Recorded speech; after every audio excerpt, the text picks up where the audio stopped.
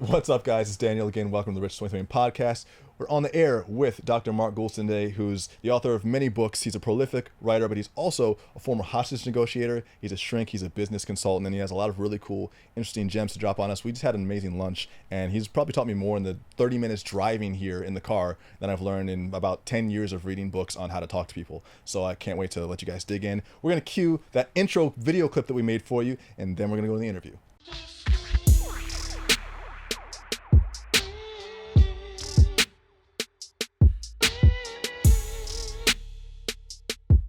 I want to just say that I think it's pretty interesting that someone would choose at least a good part of their life's work dealing with difficult people.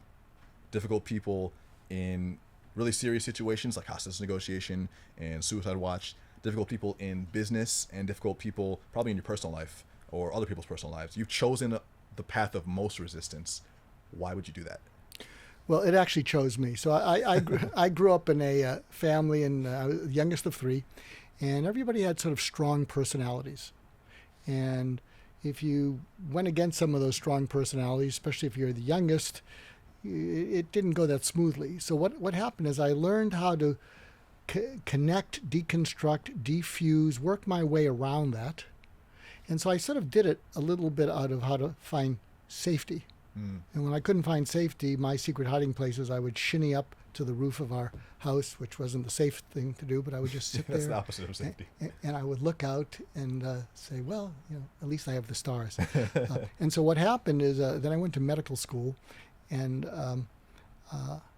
something happened in medical school which kind of changed my life. I'm not very religious, and I don't believe in God, but I believe in angels. The reason being is that when I was in medical school, I dropped out of medical school twice, but I finished. I don't know. There's got to be a statistic on that. You'd be the anomaly.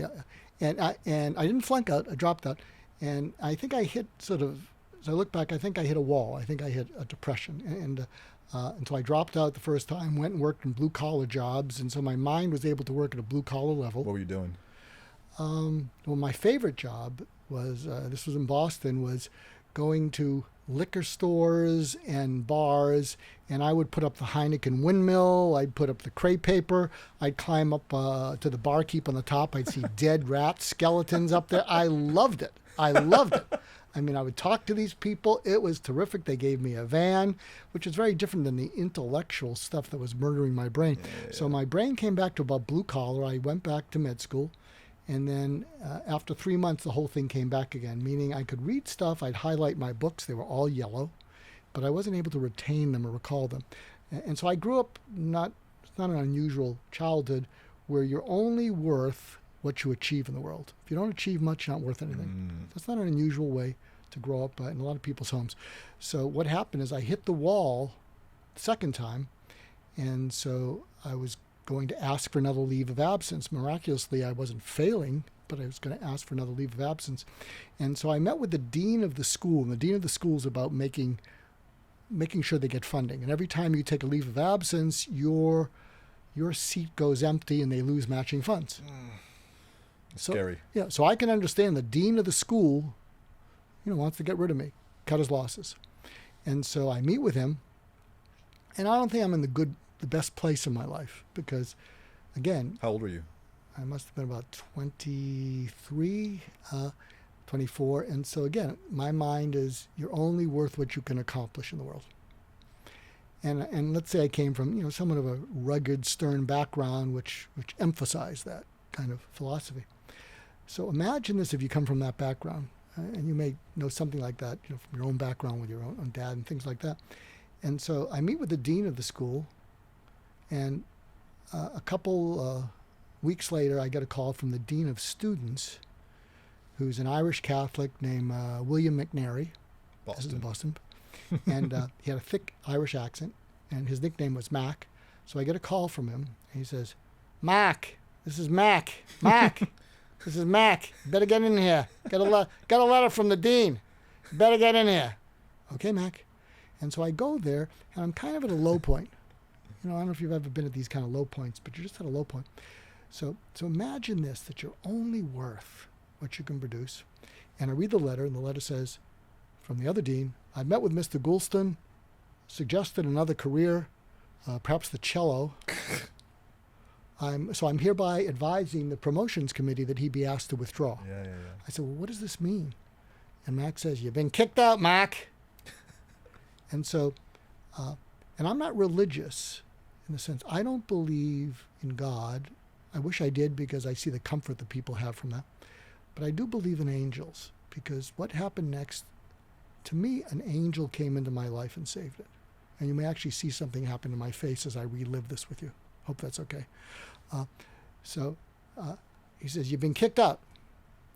And so I was too broken to be sarcastic as I could have been and said, they can't do that to me. I'm passing everything. It was like, and also I didn't go boo-hoo, what am I going to do? When he said it, I just paused. And then I felt like I just had a gunshot wound. And I know what a gunshot wound feels like because I had a perforated colon about 7 years ago, almost died. And so he says that to me. I hear it. I go, oh. And then in about 20 seconds, I'm feeling my eyes, and they're wet. I thought it was blood, but it was tears. I'm looking like this. And so imagine this. Imagine what you're told. You're only valuable, whatever. So he says this to me. He says, Mac, you didn't screw up, but you are screwed up. But if you get unscrewed up, I think that one day this school will be glad they gave you another chance. So I start, my tears change to it's like this kindness. It's like I have trouble looking at you because I'm reliving it. And so imagine hearing this. He says, and even if you don't get unscrewed up, even if you don't become a doctor, even if you don't do another thing with the rest of your life, I'd be proud to know you because you have goodness in you and you have no idea how much the world needs that goodness, and you're not going to know it till you're 35, but you have to make it till you're 35. That's exactly. And I couldn't look at him. I'm having trouble looking at anything but down here because I'm reliving it. And he goes to me, says, Mark, look at me. Look at me. And I look up. And he said, you deserve to be on this planet. And you're going to let me help you. Do you understand? And so he arranged an appeal. And apparently, they saw something of value in me, and they gave me another leave of absence. But so how did this get on this journey? Well, what happened is I made it through med school, made it through psychiatry training at UCLA, but I became a suicide expert and a violence expert.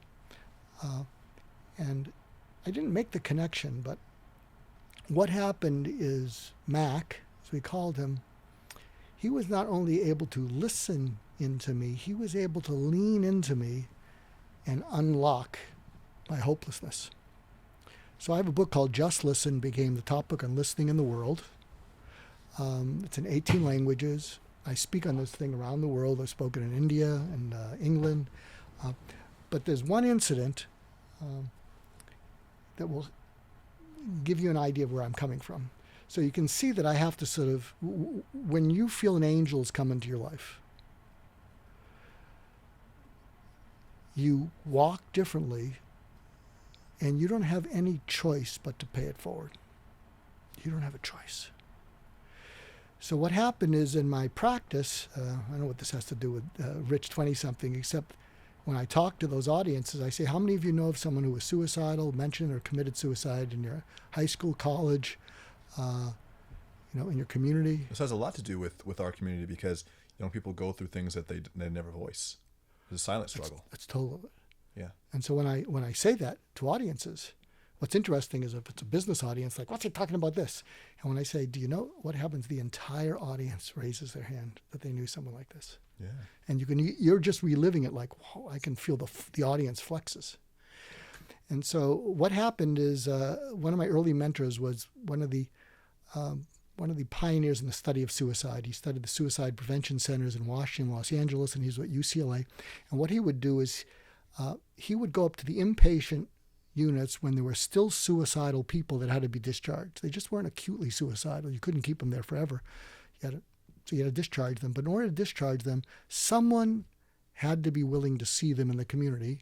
And the residents didn't want to see them because they're suicidal. And a lot of psychiatrists over the years sent their suicidal people to me. I mean, I'm afraid to see them if they're on the outside. Right.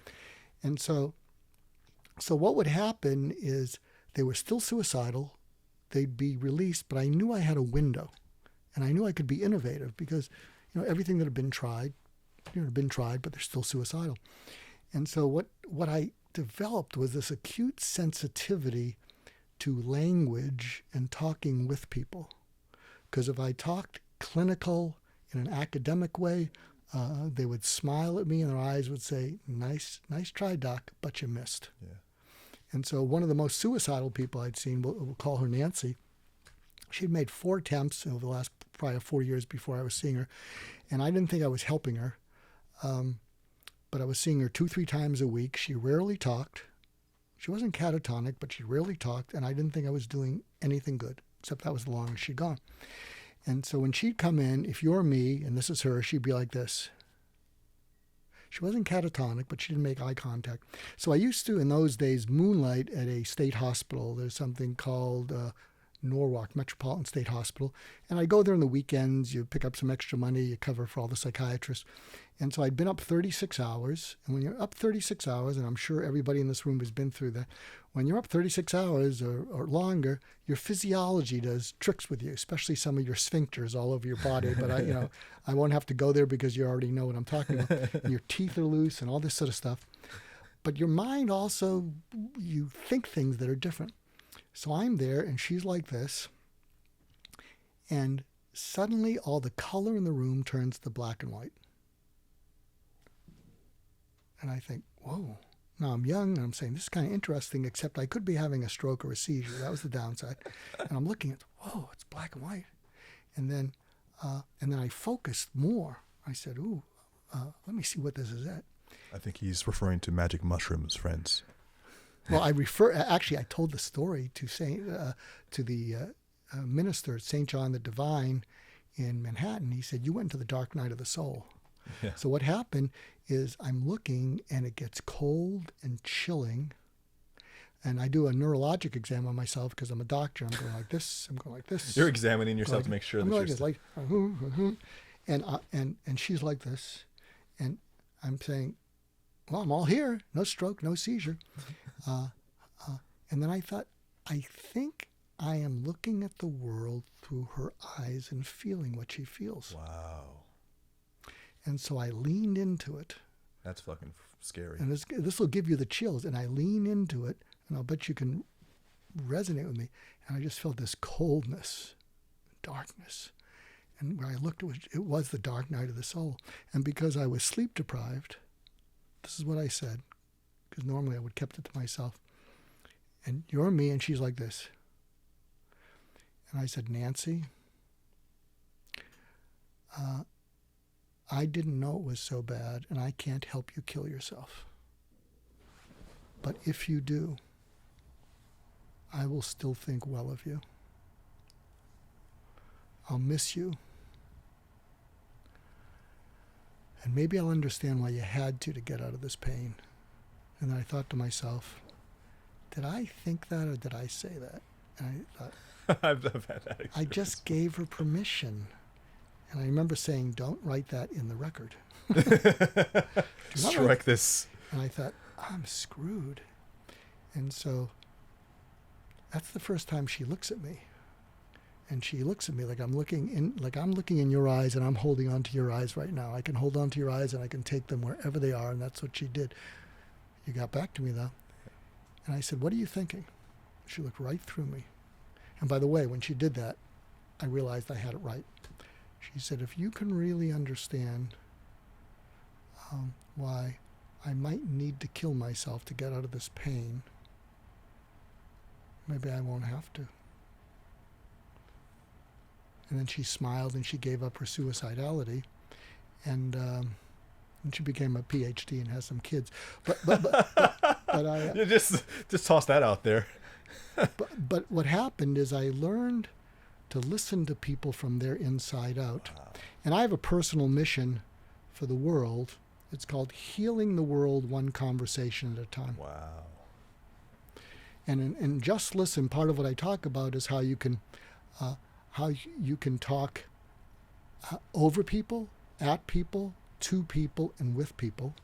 And you know you're doing it by their body posture. And when you get good at this, you can tell it in the tone on the phone. And when you talk with people, and your whole purpose is for them to open up, and you will never hurt them, take advantage of them, do a bait and switch. And if you're in sales, you want a lifetime customer, this can work. I'll give you an example. So there's a Fortune 500, Fortune 50 CEO that everyone knows. And so I was doing some interviews on leaders, where you learn to be successful. And so he calls me. Someone introduced me to him because I blogged for the Harvard Business Review and said, "You'll like this guy. He's a level 5 leader." And if you ever heard of the book Good to Great, level 5 are these humble, terrific people. They don't puff themselves up. And he was one of them. So he calls me on the phone, and and you probably know some people who are shy, technological, but they try to sound cool. So I get this call on the phone, and we'll call him Jack. That's not his name. And I pick it up. He says, "Dr. L. Marco." What? Dr. L. Marco. What is this? And then he tells me his name, and I go, it's him. If this is so-and-so. And I'm pretty quick on my feet. And I said, "Dr. L. Jacko. How are you?" And he said, "Well, I'm okay. I'm not a flaky person. I agreed, that you could talk to me, and I didn't get back to you, and that's not me. And so I'm heading out of town, and then I'll come back, and I'll see you." And, I have different kind of conversations. I say, "Where are you going?" He said, "I'm going to New York." I said, "Business, family?" He says, "Both." I said, "We'll talk about business when you come back. Tell me about your family." "Well, I got a mom. She's got Alzheimer's. She's really stoic. She's doing a job on her. Sometimes she's in, sometimes she's out. My father takes care of her, and then my sister helps out." And he goes on and on. And so here, I'm this little pishak talking to this guy. And so imagine this. He's saying these things, but I'm getting a feel because I'm listening into him. And I said, "Jack, I have a direct order for you." "What?" "I have a direct order." "What?" I said, "Listen, it's a direct order." There is no joy in your home now. What happens is when your mom, from the way you described her, when she's aware of what she's lost, she's incredibly depressed, but she's stoic. She doesn't want to tell anyone how bad she feels.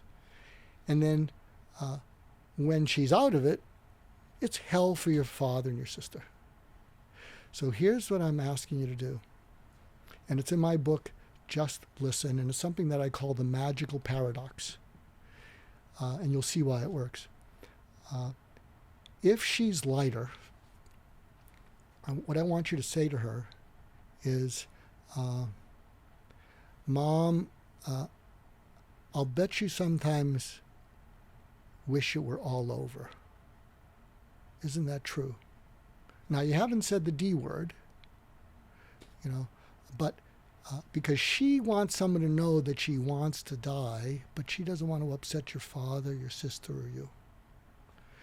And if she does, if you're on track, she will start to cry and she will lighten. How did you get this? Is this a natural intuition, or is this part of medical training?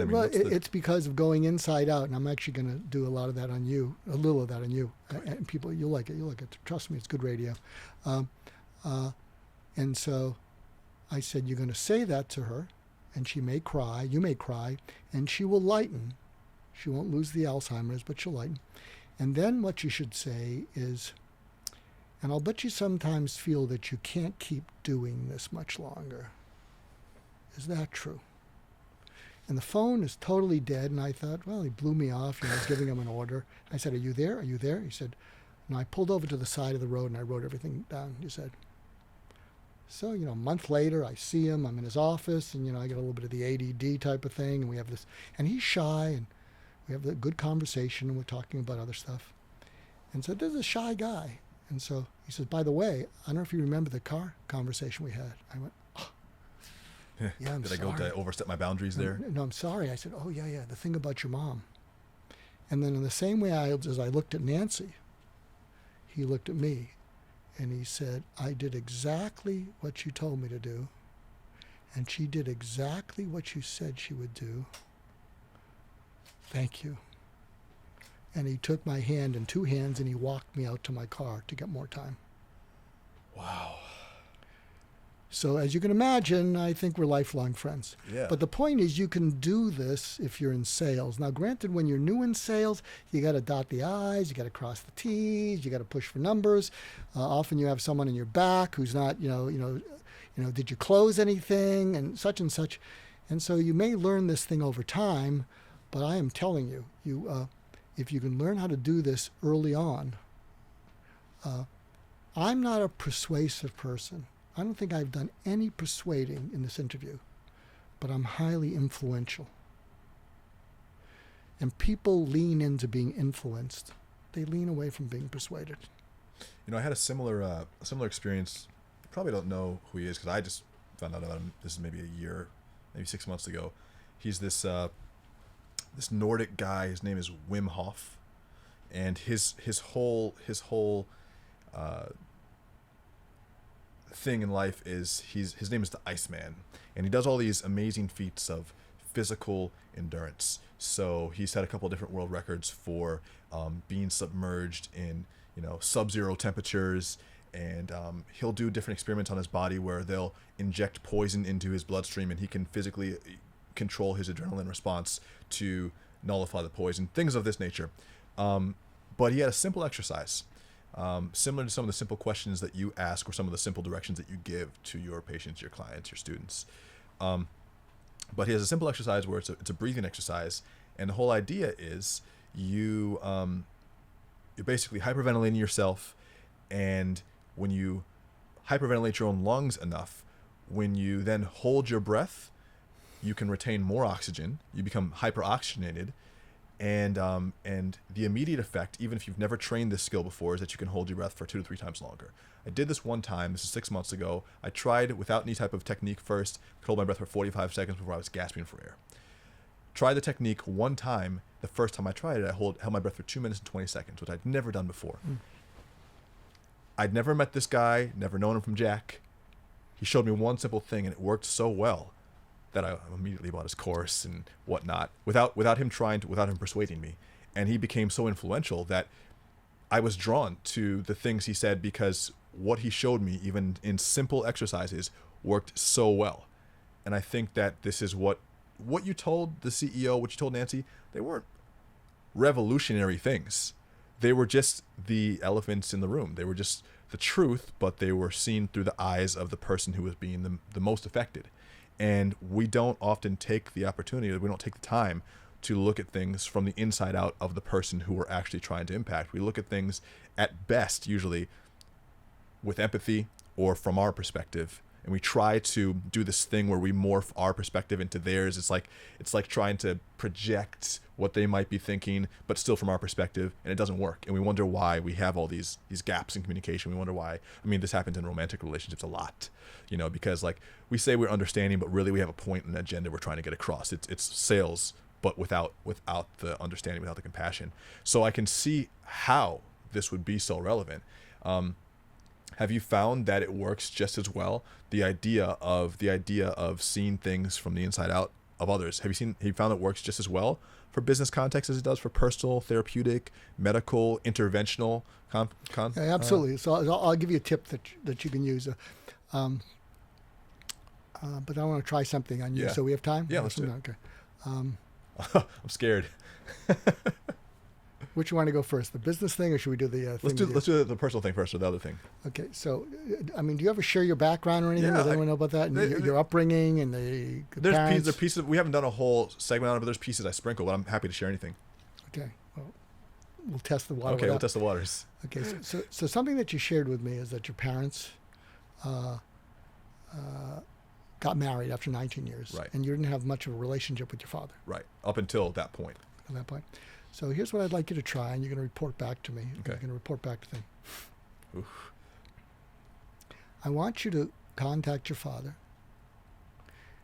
And for all of you on the outside, if there's anyone in your life who, you're angry at, still holding on, first of all, you have to ask yourself, if they're evil, cut your losses, stay away from them.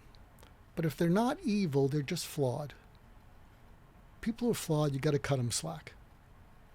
That's the thing. If they're evil, stop them, protect others from them, or cut your losses. But if they're flawed, you got to cut them slack. So this is what I'd like you to do.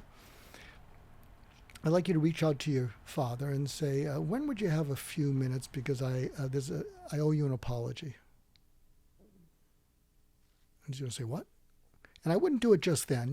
Let us imagine. And by the way, there is a power to unsolicited apologies that is unbelievable. I wrote if you go to Harvard Business Review, HBR, and look up Goulston, and I think it's Olive Branch on steroids. And I talked about the power of an unsolicited apology. And what's sad in this world is there is not a small number of people who have never been apologized to in their entire life. Never. So you're going to reach out to your dad. He's going to say, what's this about? You say, no, I just got clear about something. And it's not going to get us into trouble. But when you had a moment, I just want to speak to you. And you can do it that time. But I like letting people's imagination go crazy, because then you get their undivided attention. And then what you say to him is, I want to apologize for holding a grudge against you for many years, because you were doing the best you could with what you had, and I judged you. And you were doing the best with what you had, and I judged you. And I just wanted to say I'm sorry, because I know there's times in my life when I haven't done too well and probably disappointed other people. And just for the record, I wanted to say I was wrong.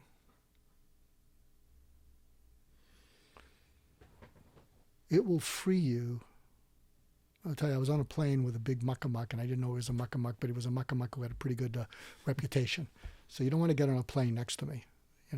Take a good look at me. If I'm in a seat next to you, find another seat. So I'm with him, and I get to know him, and he's really well regarded in his industry. But I listen into people. I just picked something into you. I can see you're a little quiet now. Yeah. And I said, something eating away at you. Look, I'm a shrink. I'm not going to tell anyone. I have a little bit. I have ADD and Alzheimer's. I'll forget it after the plane ride. And he said, well, I resent I resent that I was poor and resent my father. I said, but it propelled you to great success. He said, well, he had a business, and then it didn't happen, and then he never got back on his feet. And I said, is he alive? No, he's dead. And we're going to Washington. And I said, what are you doing in Washington? He said, well, I got an event to do, but I grew up in Washington. I said, really? I said, this is what I want you to do. I want you to go to the cemetery, which he hadn't visited in years. I want you to clean off his name. And I want you to look at him and apologize for holding a grudge against him, because he did the best with what he had, and you judged him for being afraid and not being able to get past it.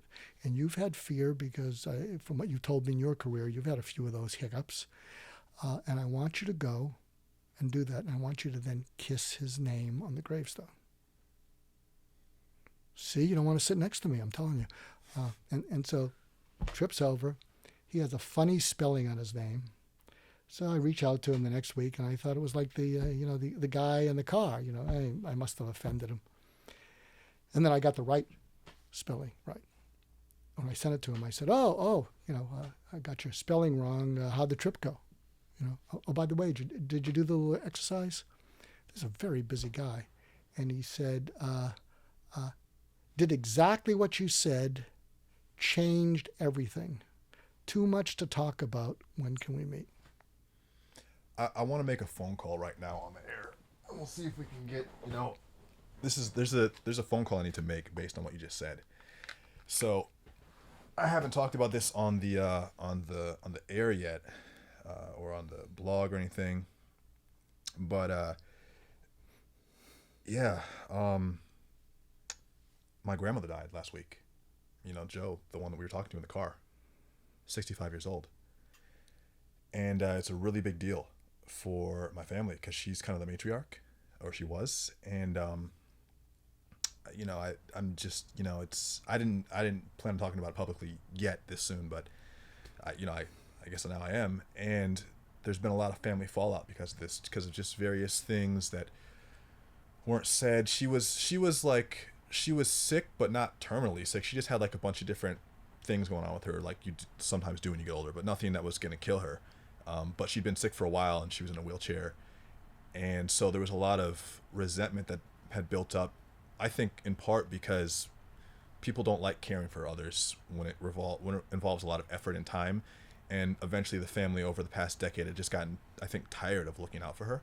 Some people had her, especially her siblings, and she's the oldest one, so it caused a lot of bad blood. And so her three brothers, my three uncles, great uncles, I guess, my mom and I feel that they really dropped the ball when it came to like honoring her, because she wasn't always easy to deal with, but she's still their sister, and she's still our mother, my grandmother. And when she died last week, she had all her stuff in her house, and this is a woman who's extremely well read, and small 1-bedroom apartment, 3,000 books alone, and it was a backbreaking amount of work physically, but just extremely emotional. And we wanted to have the whole family there helping us in this serious time, and her brothers, we felt, blew us off. One of her brothers, John, who's an identical twin brother to Bill, John did come by for a few hours, and his he came, it was kind of a drive-by appearance, in my opinion, because my great-grandparents were still alive in their 90s. His parents were expecting him to go, and he went. He made an appearance, and he did some lifting a little bit. He packed a few boxes, and he took some things that he wanted, and he left. And when I went to my great-grandparents' house later that night, I had some really harsh words for him. I said some really mean things that I meant at the time. I said, look, you're a fucking coward. Like, you didn't show up. You didn't play your role. I'm fucking done with you. Like, as a family, we're fucking done. Fuck you. And I did mean that at the time, and I am disappointed in him. But I think I was judging him too hard, because his two other brothers, first of all, didn't show up at all. He did at least show up. And he still lost his sister. So there's still pain there. But I guess I wasn't giving him... I wanted him to, like, either grieve the way that I was grieving, or... I don't know if I expected him to, like... I don't know if there's, like, a... I just felt like he wasn't doing enough, because I felt like we were all doing the most we could, and he was doing the least he had to do to get by, to just... the least amount of support he had to give. But anyway, I ripped into him. And I don't think that's the right thing to do. Okay, so can I give you a couple tips since this is real? This is raw and real. Yeah. If you're going to call him or leave him a message, and if you're watching or listening and you do this, don't get attached to the result, because the other person can rip you back and whatever. But if you do it in the spirit that you're going to do it, and I'm going to give you the 5 steps that you go through. That's the olive branch on steroids. Afterwards, it doesn't matter what the other person says, because you'll say, I can't be more gracious.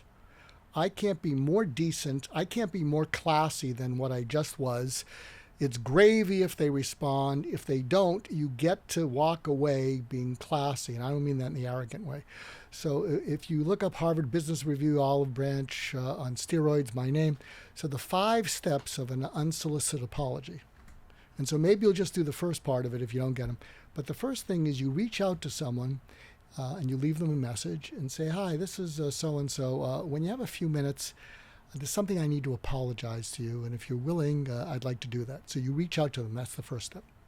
Second step is when you get them on the phone, what you say to them is, when we went through what we did, I didn't make any effort whatsoever to understand where you were coming from. I made no effort. The third step, which is the olive branch on steroids, is to say, I not only didn't I understand, I didn't want to understand. All true, by the way. I know it's true. Yeah. I didn't want to understand because I wanted to just be pissed at you. And the next step is, and I want to tell you I'm sorry because you were doing the best in the situation and I didn't know where you were coming from. And the final step is, if you'll give me the chance to fix this, let me know where you were coming from and how you're doing. All right, let's do it.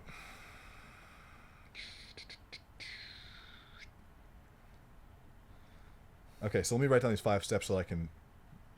First step. Hi, this is me. When you have a chance, I'd like to speak to you for 5 minutes because I believe I owe you an apology. Mm-hmm. Period. Second, when you get them on the phone, the second step is when this all went down and I reamed you, I didn't make any effort to understand where you were coming from with regard to this. Mm-hmm. The third step, which is the olive branch on steroids, it's really what I call bearing your neck really deeply. And the truth of the matter is, I didn't want to understand where you came from. I just wanted to be angry. The fourth step is to say, I was wrong, I'm sorry. And the fifth step is, if you're willing to do it, and tell me where you were coming from, where you're at now, tell me anything. I'd like that, and I'll listen. Now, what does this have to do with sales? I don't know. It has something to do with influence.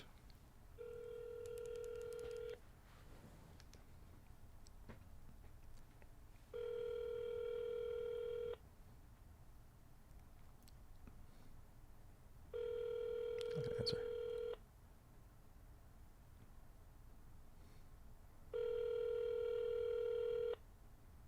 I'll get in the first step. Hello? Hey, John. Yes. Hey, it's Daniel. Daniel, how you doing? How are you, man? I'm all right. You okay? Yeah, man. I wanted to apologize to you for something. Is that okay? That's fine. You know, when we had our scuffle this weekend, man, I just made no effort to understand where you were coming from. And to be honest with you, I didn't want to understand because I was just angry, you know? And, that was wrong. And I'm sorry for that. And if you're willing to talk about it, and where you're at now, just kind of what you're feeling and what you're thinking, I'm ready to listen. Well, I mean, I understand where you're going, or where you're coming from. But then after, you had left, I was reflecting on the whole situation, and I was talking to Marlene, and I said, I wasn't out there in California, so I really don't know what happened. I mean, I know, Danny was very, very difficult to get along with. And, he actually visited her more. But, you go down to see her, and then she'll look at you and she'll say... The phone's a little bit muffled. It's a little bit muffled. I can't hear you that well. Oh, she would say to me, what are you doing here? What have you done for me lately? Yeah. Stuff like that. And, it was very hard to be around her, because sometimes she would be just very ugly about things. Yeah. But yeah, I would text her and talk to her and stuff. But I wasn't out in California, so I don't know. What truly happened. And I know Dana's my sister, and I know she's your grandmother. But I know Dana also embellishes and manipulates, and she lies. Totally. Yeah, totally. And so I mean, I don't know. She's very tough to deal with. And so I really don't know what happened out there. I talked to Angela about it, and I know Bill can get headstrong about it, so could Eric. But to me, I was thinking, I wasn't out there. I don't know what really truly happened. you know, so I shouldn't, you know, pass judgment by saying that, you know, that you didn't go over there, because Angela said that you did go over there to see Grandma. But, you know, yet on the other hand, she didn't want you near there, or was, you know, hurting your feelings and saying some rotten things to you. Mm-hmm. Yeah. And so, but yet when Dana was the one that would, you know, take these messages home and say, they threw me out like a bag of, or like, you know, like trash on the curb. So dramatic and You know? untrue, by the way. Untrue. Untrue. Because, I mean, that's a whole nother conversation, but she liked to play, you know, conductor with all the elements, and there's elements, I mean, you know, I love her, but there's elements of truth there, and there's also elements of fantasy, and so it's but it's not like we weren't trying as hard as we could, you know. Yeah, I know. We all could try harder, but, you know, it's difficult with your attitude and stuff. Yeah. You know. Anyway, man, just want to let you know I'm sorry. I know. All right, I'm sorry if I said anything about you not being there, because I wasn't there. I was just, you know, this is what we heard from Dana. Yeah, it sucks. Well, yeah. I mean, I gotta go now. I want to talk more about it, but I just want to apologize, and let me call you tomorrow, and we'll just catch up, okay? All right, man. Take care. We'll talk later. All right, man. I love you. All right. I love you too. Thanks for the call. All right, bye. Bye-bye. All right, it worked. What'd you think? It was hard, man. It was really hard, but it feels was better. It worth it? It was worth it. I had to do that. I talked to my mom today, and she's like, you know, I think you should apologize to John, because, like, I get where you come from, but that wasn't the right thing to do. And she was right, you know. So, and she was more mad than I was. Yeah. Thank you for that. You're welcome. Yeah. Why don't we lighten it up a little bit? Yeah. we'll edit that and make it not so okay, dark. But here's a tip that you can use from understanding where people are coming from. Yeah. This is especially true if you're a company and you're wanting to get money, significant money, out of a male who's 45 or older. Yes, that's exactly what Investors. I want. Wait, in what way? Well, you know, because they've accumulated that money. But if you're trying to sell something like a company to men who are 45 and over, something you need to know about men who are 45 and over. They're more bothered with making another mistake and feeling foolish than getting another win. Because what happens to us guys is our worth is tied to how competent or incompetent we are. Totally. And there's a cumulative effect of all the things we've messed up. We often don't talk to other men because we think that they're better than us. We try not to talk to our spouses because we want them to admire us. We can't imagine they will. So there's a cumulative effect of all the things we've messed up, and it eats away at us. So if you're dealing with someone, it may be going on, it may not be going on. This might be, you know, taking it one shrink too far.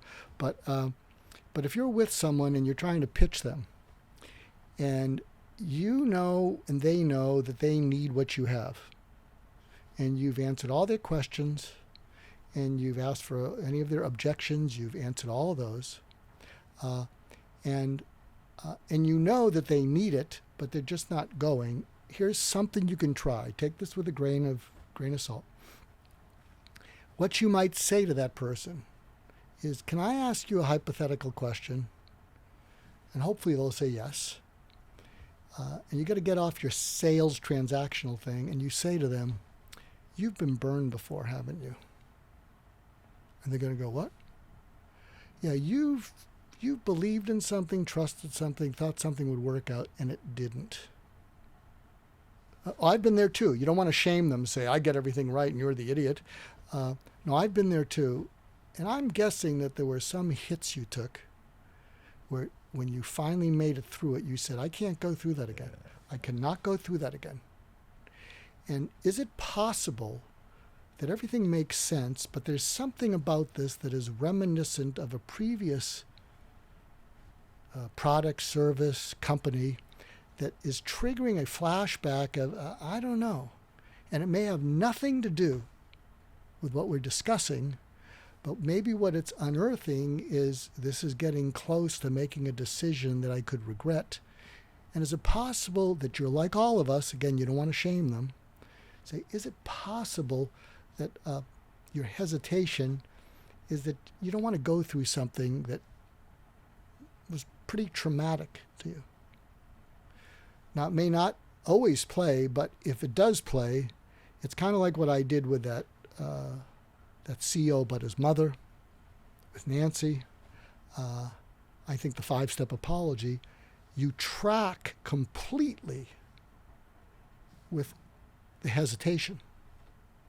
And if you're purely transactional, you got to, well, what didn't I answer? So why can't you make a decision? Or you have to check with other people. But what happens is you get nasty, you get feisty. But can you see how that's a way of listening to people from their inside out? But given my story, that I got to pay it forward for this angel who came into my life. It's it's not a big money maker, but hopefully I'll make it and meet him someday. But if you get people to open up, you can't do a bait and switch. Yeah. I mean, you just can't, because if you do a bait and switch, they deserve to come after you with holy hell, because you got them to open up. You can't do that. You got them to trust you, and then you You can't pull the rug out. That's right. You can't say, have you been burned before, and say, I understand, and then burn them. That's right. And by the way, if you get into that conversation and you're aligned with what I'm saying, what you can say is, well, going forward, we hit hiccups in the road, and we may hit even bad news. Going forward, the way we deal with bad news is we realize we're the expert, and what you really want us to do is to dig down and look at all the options, all the solutions, what makes sense. And so since bad news is unavoidable, that's how we deal with bumps in the road going forward. And also, we find out from people like you, in the event going forward that we hit a bump in the road or there's bad news, what's the best way for us to tell you about it? Yeah. That's very what got you here won't get you there type of analysis, right? And self-awareness. Mm-hmm. And I think that, doesn't a lot of this fall under the context of self-awareness? Because the greater your self-awareness, the greater awareness you'll have of how other people might be feeling. Oh, totally. Here's something, maybe we'll do another podcast about. I'm not just into ending violence, hatred, and fear. My last living mentor was a guy named Warren Bennis. And Warren Bennis, if you look him up, he was one of the top 3 people in leadership in the world. He was at USC, died a couple years ago. And Warren shared with me, because we got pretty personal, that he felt disappointed in himself because he was a global thought leader. And globally, leadership is getting worse. Just look around you. And so he felt that he hadn't done enough. He created little islands of goodness. And so there's an initiative I'm trying to do where I'm building a critical mass of basically the Nelson Mandelas and Warren Bennis's of all these people, because they're islands of goodness. I want to bring them together. There's a site that's offered me their site called ExecuNet, which has 750,000 executives and vice presidents. They say, you want to build this critical mass on top of us? We'll do it. Challenge is it's not in their budget, so I've got to raise $500,000, and I'm the serial creator angel kind of person. But if we get the funding, it's such a clean thing. But here's the latest takeaway, because I blog a lot on leadership, and may be doing a program with one of the big tech companies about leadership. To me, here are the 4 qualities of the best leader, and I aspire to them, and I fall short. The first one is being unflappable. The second is being present. The third is being knowledgeable. The fourth is being wise. Unflappable doesn't mean shut down like Mitt Romney. Unflappable means that you're dedicated to a mission that's more important than you and your personal whatever. And it's kind of like what I said about Colin Powell. He was dedicated to, if you're going to elect me president or whatever, you can come against me, but don't you come against my wife. And so you're unflappable because you have a clear sense of mission and purpose. Present is very interesting. It means you have to have a little bit of emotional intelligence so that you don't minimize what's important to other people. But when you're connected to a mission, what you can say is, I know that's important to you. I know that's the most important thing to you, but we owe this to our clients. We owe this to our customers. We're on a deadline, and we can't do anything that distracts from that. We'll get that taken care of at another time, or we'll work after hours when the team's not here. But we're going to have to put that to the side. So that's the presence I'm talking about. So it's a caring presence, but you're dedicated to your mission. Knowledgeable means when people listen to you, they say, this guy or this woman, they know their stuff. They know their stuff. And wise is they know what's important. They know what's worth fighting for. They know what's worth not fighting for. Yeah. And so I'm aspiring to those. And I mean, I think companies bring me, so I advise people on how to become that kind of leader. And I'm being like a grumpy old man because when I see people who are just, I don't know, just too selfish. Yeah. I can only work with people that I root for. Well, it makes a good transition, and this is a good way to close it because we were talking earlier today at lunch about a new concept that you've been developing, and you're calling it hacking Steve Jobs. When we talk about visionary leaders, certainly he falls into that category, and I'm not sure if he satisfies those 4 criteria that No, he doesn't, but this is a great formula I didn't get to give. Yeah. Do you want to talk about that now? Yeah, can we do that? Yeah, please. Because you may never want to see me again after I after I did this high colonic on you with your ancestry. Okay, so I used to hack into people, as I've hacked into you. Yeah. And so I learned to hack into people into their future. And so I've been giving talks to groups of entrepreneurs and CEOs about how to look at the world through Steve Jobs' eyes, how to look at your world. And what happened is I got sick and tired of persuading people. I mentioned that to you. And so I gave a talk that went over pretty well, but I was persuading. So I said, I'm done with this stuff. I'm done with trying to persuade anyone. So I got very good grades from this group of entrepreneurs and CEOs. And the person who has 9 of these groups said, oh, you'll talk to another group. I said, yeah, but I'm not going to talk about that because I'm done with persuading. Yeah. And so what I came up with is if I could create gotta have it, you don't have to persuade anyone. If I gotta have it, you don't have to persuade them. So I gave a talk to this group and I got all 5s, never got all 5s. And someone said, you just figured out the secret to Apple. And I said, well, what do you mean? They said, well, when people line out outside the door for a new product, what are they thinking? I gotta have it. Mm-hmm. So I gave it to another group, all 5s. And then someone said, you just figured out the secret of Steve Jobs. So that made it sexier. So I call it hacking Steve Jobs, the secret to thinking like a disruptor. But here are the 4 steps. So for all of you who, we'll have to timestamp it because there's a lot of people say, that the first 90% was too touchy-feely. We'll timestamp it, but there will be plenty Get of away from me. You put in hacking Steve Jobs. Put a highlight on that because other That's people... probably what we'll title it. Good. Other people are going to trash the first 90%. Savages.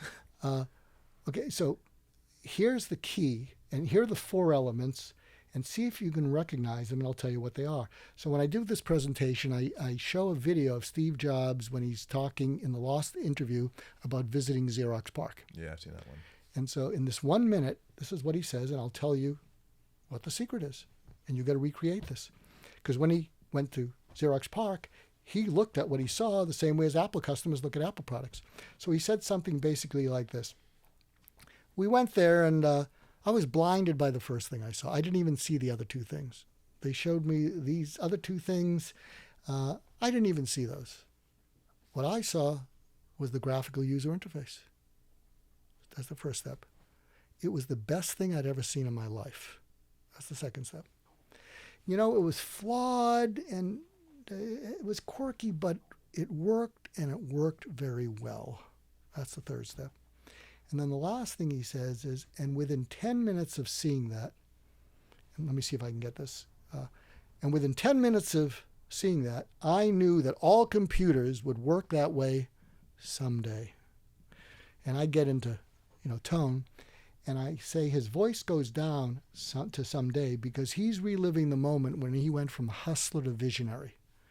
And what he saw is graphical user interface, simple, reliable, and we already make stuff that's beautiful. We're going to own the B2C market.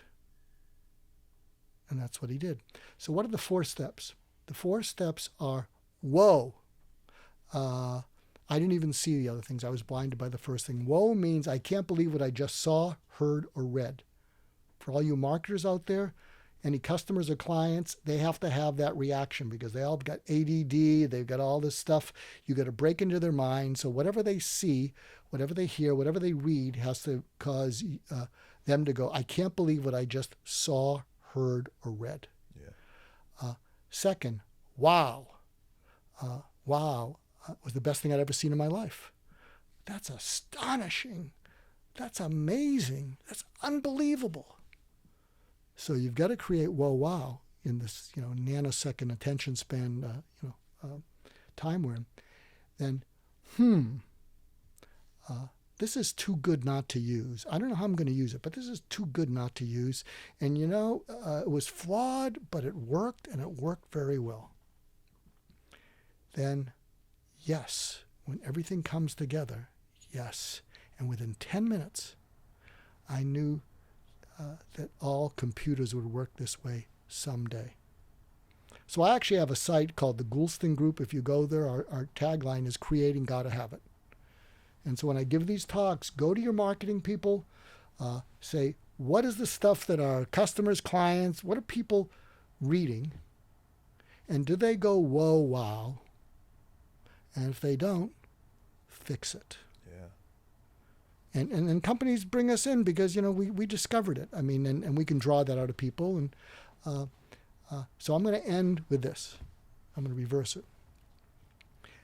Rich 20-something. Yeah. What was your whoa, wow, yes moment when you said, I got this? There was a whoa, a wow, a and a yes. Fill us in. I was sitting in my in my apartment. This is in Atlanta, Georgia. This is circa 2012, so this is about 4 years ago. And I was freelancing. I had a tutoring business, and I thought to myself, as I was doing this tutoring, this is going pretty well, and I've been writing about it. People have been receptive to this, and it's gotten a lot more traction than I thought it would. Maybe I should start doing this on a regular basis. And I said, whoa, maybe there's value in me talking about this all the time, And then I started looking online. This happened over a period of probably days or weeks that I had to, whoa, wow, got it. The next kind of phase in that was seeing that there were other people already doing this, so it wasn't impossible for me to make a living as a thought leader and make a living creating a digital empire. That's, wow, this is a real thing. And probably only at between 2000, since 2008 has probably been possible. Before that, not. So, wow, this is possible. And said, I don't really know how I'm going to build this up. I know it's awesome. I know it's possible. I don't know how I'm going to do it. But then I had the light bulb go off, and I thought, the way to do this is to create such good material, such good content that people have to share it, have to read it, have to like it. And we started doing that. One of the first things that really put us on the map was, funny enough, an article called Hacking Elance, right?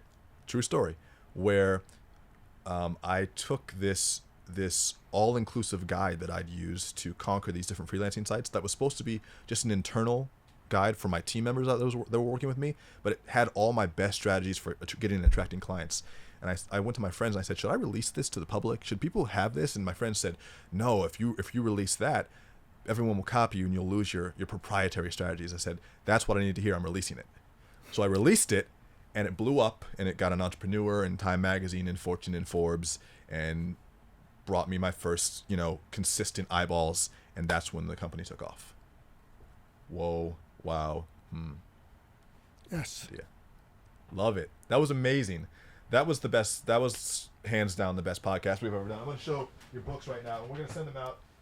We'll send links to them in the email and put them in the podcast description. We'll put them on YouTube. But so this is just like Wim Hof. When you see it happen in real life on the camera, and you see things that actually work, simple techniques like the 5-step apology. By the way, I didn't plan on doing that. I didn't know you were going to hack me, and I didn't plan on doing that. And it's certainly not something that if you would have asked me beforehand, hey, you want to call your uncle and apologize on air? Fuck you. No. But so it's... You still have some more apologizing to do. Yeah. I still got some more. But 2 great books. Just listen. Over 100,000 copies sold? Yeah, it's the top book on listing in the world. That's amazing. Well, how many books on listing are there? That's right. Because who listens? 18 languages. Who listens? 18 yeah. languages. And Talk Any Crazy, which is definitely something that we all need. Probably when talking to ourselves as well. Yeah, there's a big section for you. So, Mark, it's been an absolute pleasure. Let's do another one, too. And for all you guys that are watching out there, where can people find out more about your work? Well, if you go to markgoulston.com, that's my thought leader page. If you go to Goulston Group, that's the Creating Gotta Have It.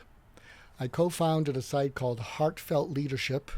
If you go there, and if you look at the videos under Be Inspired, they're videos of the kinds of leaders that the world needs. Something I'm also involved with is the POP protocol, which is taking off. POP stands for Pullover Protocol, and it's a training for law enforcement and civilians to de-escalate a traffic stop. That. And I'll just give you a teaser, but go there, popprotocol.org, P-O-P protocol.org. And so the 4-step thing, and the sheriff and law enforcement is chasing after us in a good way.